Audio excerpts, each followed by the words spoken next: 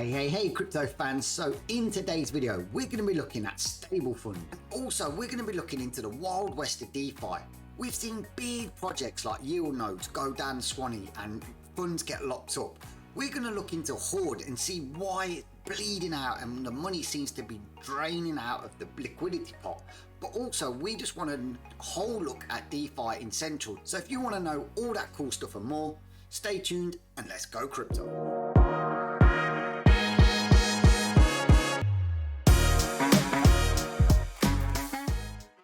So as you can see here, Stablefund is going to a V2 platform and it's cutting its interest rate down from 1.5% to 1% a day.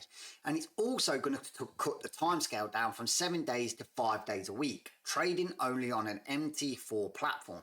So that means they're just trying to trade on the lucrative areas and make this platform as stable as possible, but they want to try and squeeze down the profits that you get now. For instance, when you've got a nice big platform and you've had all that interest-free money pumped in from investors, you've traded it, you've got to look at it and think this project is not sustaining itself. I've got a whole load of money in here. I've got like millions and millions of BNB.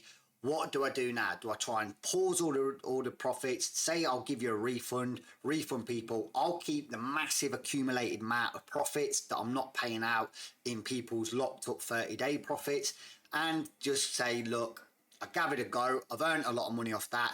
Here's your money back. Let me move on to a V2 project with all the profits I've made. Now, what I think they should do, and whether they should, is they know they've made a lot of profits. The smart contracts say there's profits there. What they should do is distribute them profits to people that want to move over to the V2. And then what they should do is in the V2, if they truly think it's going to work, is give them a 30-day lock-in. So for me, and let me know in the comments if you agree, I think you should be moved over to V2 with your current profits amount, but only if everyone that's requested a refund has been paid out first. No profits on this should ever be paid out unless the people that had the initial investment have been refunded first. Then what profits are left should be then distributed out to the people that want to move over to V2. But if you think about it, there should be enough, right?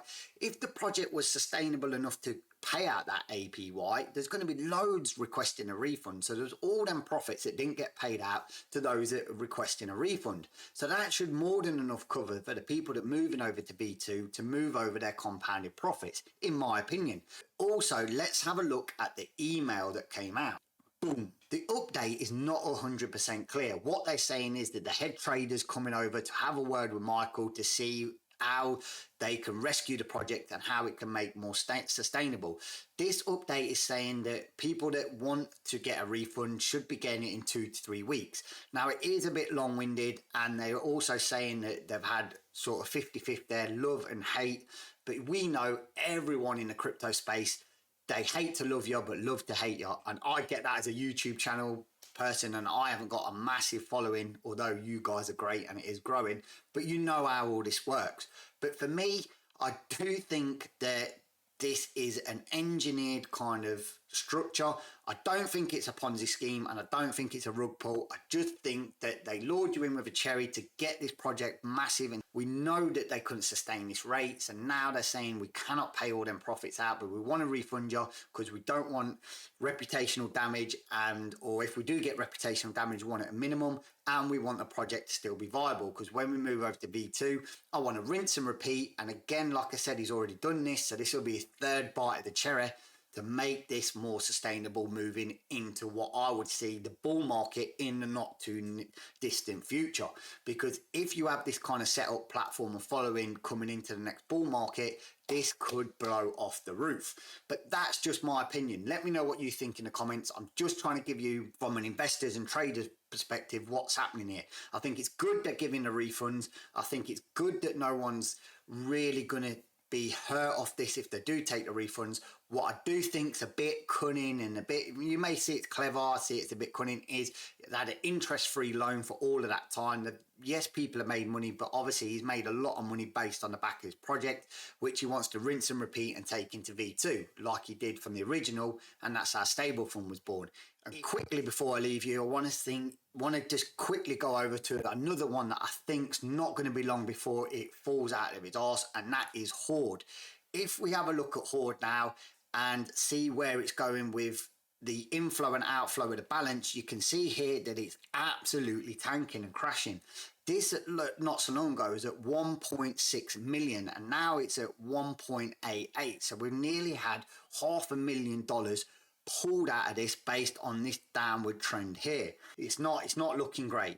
Now, if we look here over on the Horde overall balance, it's not looking great. So I don't know anyone that's sort of in this. If you have a look, we did have this steady climb. We were well overcooked here. And now you see where the kind of, as I was saying, we're well down here. We've got all of this volume flooding out and they can't sustain this. You've got the query results on the daily net. If you have a look at the daily net, bang, it's just negative. It's negative since the 31st.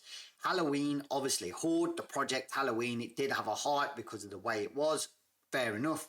Had this big amount of volume come in, but since then, if you have a look, we're leaking very large amounts, which is leaving the balance really depleted. If you have a look, 1.7 million on the 1st. We're on the 7th, so 1 week later, they've lost, you know what I mean, 1/7 of the project. This has gone down to like madness. So you imagine if we continue to lose that kind of money, what would happen in another week? This could be in a bit of a dire strait. But let me know what you think in the comments. I'm just trying to bring you the stats and facts. This was more about Stablefund. I wanted to bring to your attention quickly Horde. It is not looking great at the moment. The Wild West DeFi is still Wild West.